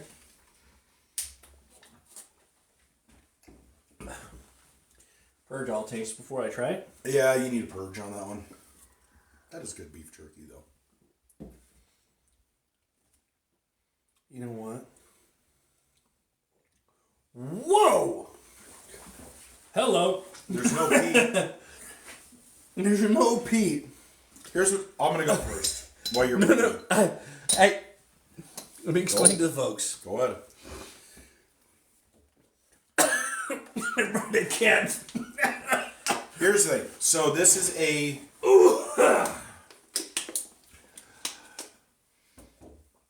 This is where I want to spell some things about aging in the bottle and after you crack it. Is certain notes and flavors will diminish while certain notes and flavors will become enhanced. On a double cast whiskey, which is that's what this is, a double cast Scotch whiskey. The oak, that raw burning cinnamon oak has become very, very dominant in this barrel. Now, originally, my original taste notes on this were heavy smoke and oak, obviously because it's a double cast. But I also got beautiful winter spices coupled with an amazing dark caramel, almost like I don't want to say a chocolate note, but a chocolate caramel note. Now, what has happened is what Justin is feeling the backlash. No. The reason I'm feeling the backlash was because of the jerky. For me. The jerky. Oh, dude. The jerky. Was the jerky, I swear. For this one, I got a lot of that allspice, that nutmeg flavor. Okay. I got the oak. Yep. I got those wonderful flavors that I remember from this. They're still there. They're but still what there. is so dominant? I hate to say it, but there was that cinnamon burn was very dominant. And that mixed with that jalapeno jerky. And that's what made me lose my breath and cough a little bit. Because that cinnamon mixed with that jalapeno, and I immediately went, I can't breathe anymore, hold on. But it was a wonderful taste. Like, even as I was coughing, I was not enjoying it. That was not a cough like my Elijah Craig cough from episode 1 of our Double Barrel podcast on YouTube. That was not that cough. That was a cough of jalapeno and cinnamon mixing together and getting stuck right at the top of my lungs. Well, and here's the thing. For me, what became very dominant is the cinnamon used to have this very mild, smooth, from start to finish aroma and taste. I agree. And it has gotten very much stronger as time has gone on. I fully agree with that. And that mixture of that cinnamon, that stronger cinnamon taste, hitting that jalapeno is what made me lose my breath. It was because of the jerky. It was not because of the liquor at all. So we're gonna take a break here because you and I need to cool off for a second. But here's what we're gonna talk about here while we're doing this. I want you to pick 3 bourbons. 3 bourbons. That have pleasantly surprised you. Only if you will pick 3 vodkas that have pleasantly surprised you. I can do that, sir. That is fair enough. I think that's fair, folks. How about you? I am the vodka guy. He is the bourbon guy. So I ask him to choose some vodkas that have surprised him, and he has me choose some bourbons that have surprised me. You think that's fair? I think that's fair. Here's the thing, folks. We haven't been very active with you. What is your favorite vodka? Give us your favorite vodka and your favorite bourbon. Again, we are very, very, very sorry for that. We've had technical difficulties. On top of, by the time we realized what we were doing wrong, we're a little bit gone. A little bit. Anyway. Which is the only reason I'm eating on this podcast. I don't know what is going on here, but I'm going to talk about my 3 vodkas here that have pleasantly surprised me. Now, all 3 of these I've actually bought. Does it have to be a bourbon? Has to be a bourbon or a whiskey at least. Whiskey, gang. Now, the top 3 that have pleasantly surprised me, and using Justin's methodology, I'm going to say here, it has been Purity. So, Purity, actually, my wife and I were in Total Wine and More, and the lady there decided to tell us, hey, you guys should get Purity, and we said, oh, okay, cool, we'll give it a try. It's got a lot of awards. We'll see what Justin thinks of it, and it was surprisingly really, really good. Now, the next one was a one that I've had my eyes on. We cannot get it here in Utah, but it is none other than The Beluga. Now this is the yacht racing. Do you know how annoyed I am that I cannot find this in the state of Utah? You know that I bought you another bottle for you. I know, and I am so happy for that. Okay, cool. But Utah, I'm mad at you. Allow Beluga in. He is absolutely worth it. May I finish? Yeah, sorry. You're good. Third one is actually one that my brother-in-law really kind of found for us, and I went and bought it because for the price that this thing costs, you can see how much has gone out of this thing. We've killed what, like at least half that bottle. A little over half that bottle, and you know what? Rika. I believe this is number 7 in my list. It was a good for the amount But of money. it is absolutely beautiful. good. I It's a love good this bottle. one. For the cost of it, I love it. Go ahead and all right. I'm gonna take my 3 vodkas down, and I'm gonna step out of frame for a second here. Now, here's the thing. You folks need to tell us what you think, though. Drop us a line. Beluga, my number 1 favorite. Talk about your whiskeys and bourbons. I know. I'm just saying. And Purity is my number 2. So the fact that he chose those makes me extremely happy. Now, Chris, I'm going to surprise you a little bit on one of these. Only one surprised me. These 3, as far as the whiskeys and bourbons, the Highland Park, the Old Elk, and then the Shinsei. Sorry. It is product of Japan. My brain has not quite recovered, and so I'm sorry I did not pronounce it correctly. Now, the Old Elk. We got this last year for our hunt, and we were going to use this as a celebration of a successful hunt. Now, when Chris showed it to me, I was like, oh man, he wants to use a bourbon to celebrate our hunt instead of a vodka for me. I don't know how I'm going to like this. But you know what? That Old Elk tastes amazing. Like, even for me as a vodka guy, it has wonderful flavor notes, and I would absolutely recommend it to anyone who drinks. And so, yes, the Old Elk absolutely surprised me as one of the best bourbons I have ever had. It is definitely in my top 3 favorite bourbons. The same thing applies to the Old Elk. Or the Highland Park. Sorry, I just said Old Elk twice. Again, my brain has not fully recovered. I'm a little bit... Woo! Now, Highland Park. Chris bought this one, showed me the bottle, and I went, you bought it because of the way the bottle looks, didn't you? Look at that. Look at how cool that bottle is. I love this bottle. And I accused him of buying it solely for the bottle. And what did you tell me when I said that to you?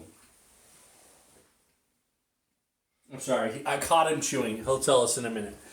But this one is a very spicy, very well-rounded drink. It is a Scotch whiskey.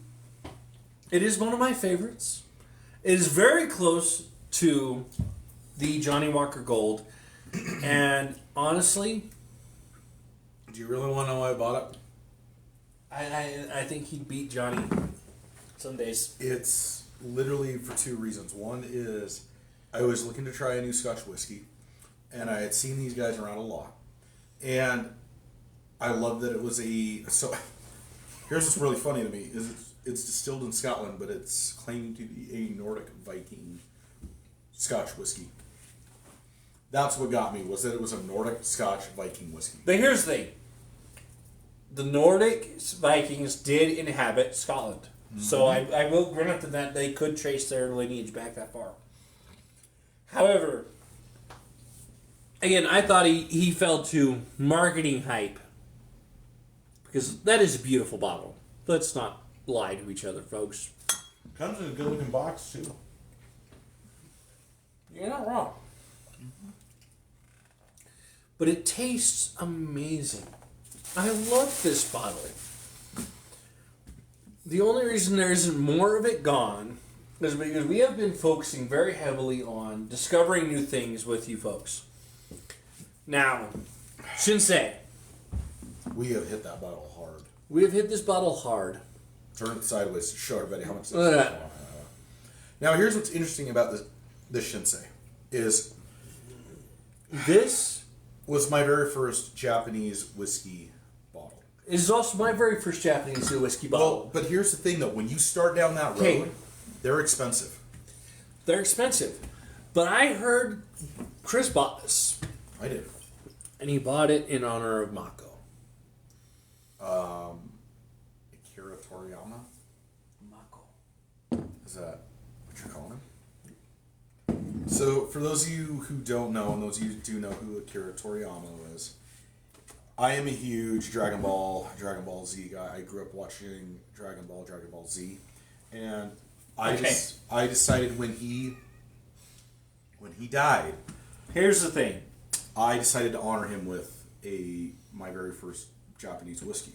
He did it for... Say the name again? Akira Toriyama. Akira Toriyama.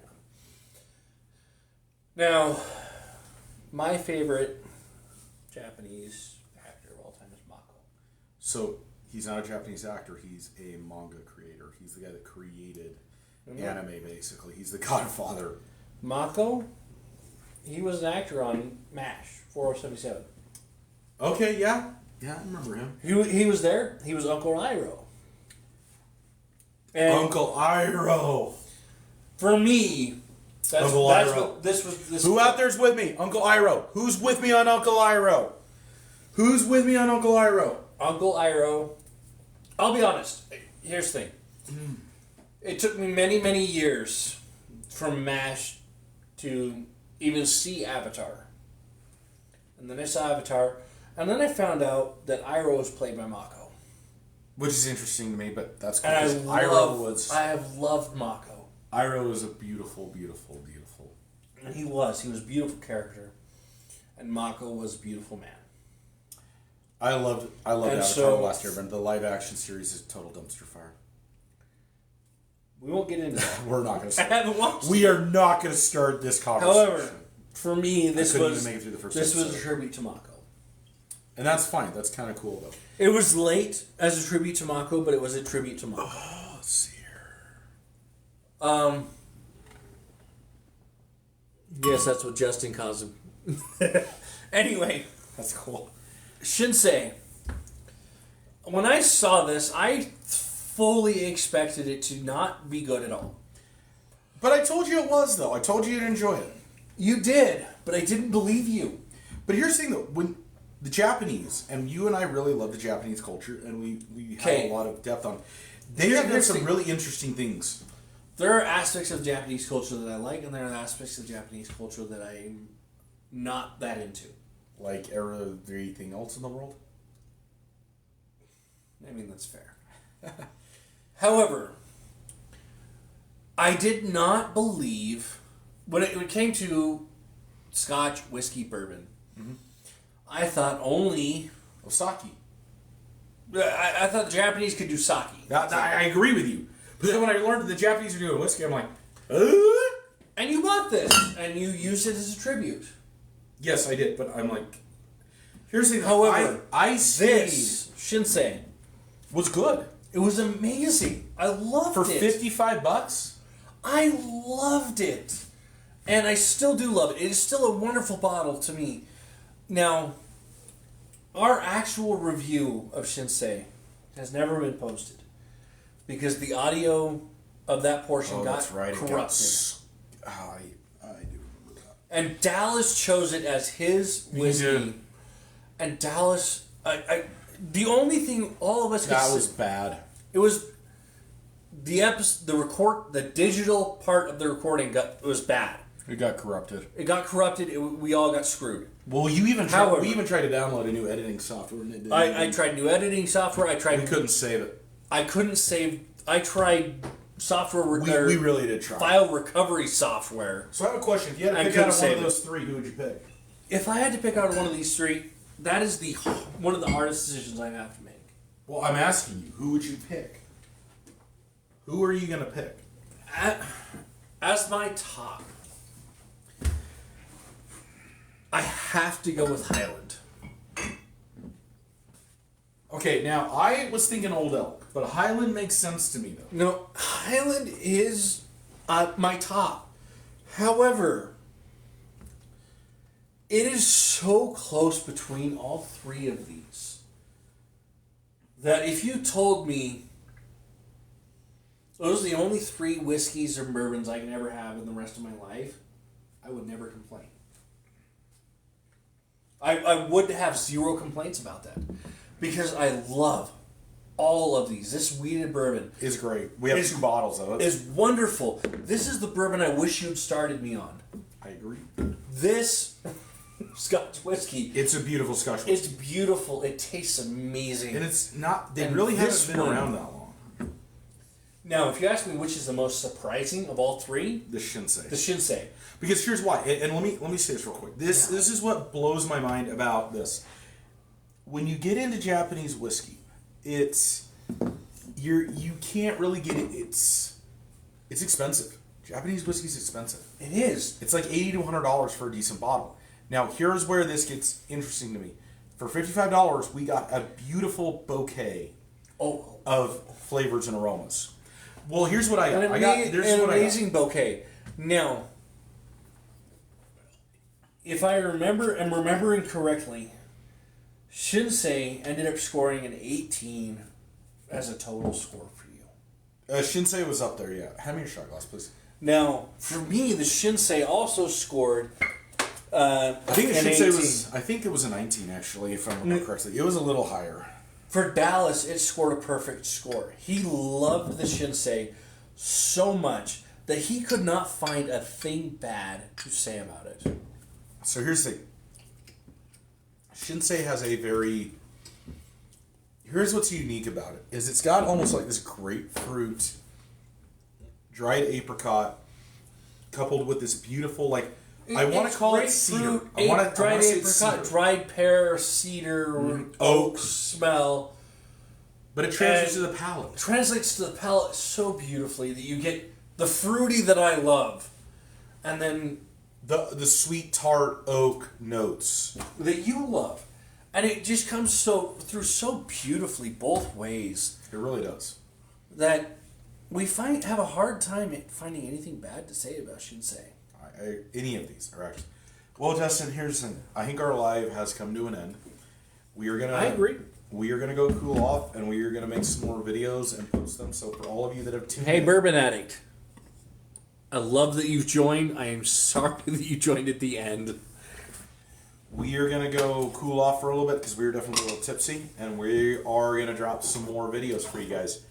Y'all stay safe out there. We'll see you guys back here next time on Double Barrel Podcast. Remember the 5 rules of gun safety and the 2 rules of alcohol safety. I mean, come on, they're easy. Don't drink and drive. Don't mix your guns and alcohol. And then if you want to know the gun safety rules, watch our gun episode. I'll tell you there. Have a great night, folks. I don't know how to end a live. You.